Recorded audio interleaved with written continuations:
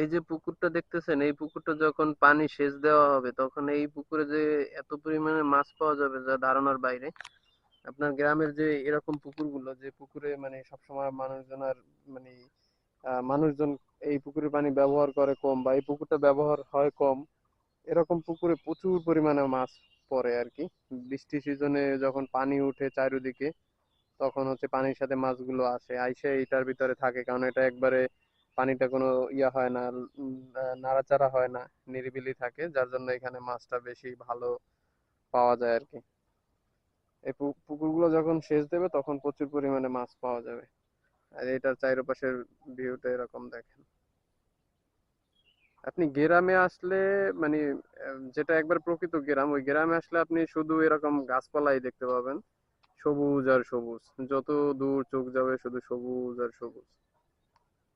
গ্রামের এই দৃশ্যগুলোই মানুষের মন কাড়ে, যার জন্য এখন ইদানিং তো মানে ইউটিউবে বা ফেসবুকে দেখা যাচ্ছে যে শহরের মানুষগুলো গ্রামের প্রতি খুব মানে আকৃষ্ট গ্রামে আসার জন্য।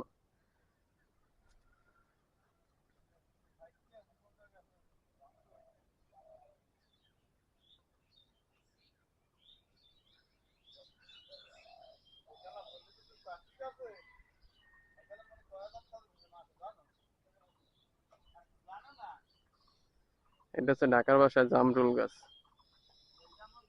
আমাদের গ্রামের ভাষায় আমরা বলি আমবুল গাছ। এই ফলটাও খুব সুস্বাদু। আর এই জমির মালিক হচ্ছে এই কাকায়। কাকায় কোনো একটা গাছে পানি দিতেছে, যে পানি নিয়ে যাইতেছে বালতিতে করে আর কলসিতে করে পানি দিবে।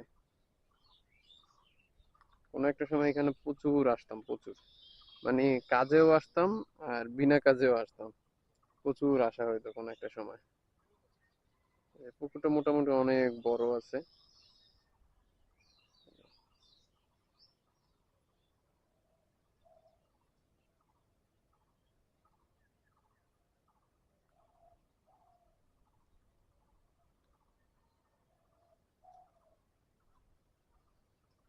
এই কাকার পানের পরে মানে আগে তো প্রচুর পরিমাণে আখ পাওয়া যায়, তো প্রচুর পরিমাণে।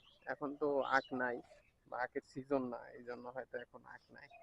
একটা সময় ছিল কাকার এই পানের পরে এত পরিমাণে আখ ছিল, পোলাপান আমরা যারা ছিলাম আখ খাওয়ার জন্য আসতাম, প্রচুর পরিমাণে আখ হইতো তখন। আর এই যে পিছনের এগুলো, এগুলো হচ্ছে কাশফুল। এগুলো হচ্ছে পানের বাড়ির উপরে দেওয়া ছিল, যাতে পান গাছে রোদ না আসে, এই জন্য।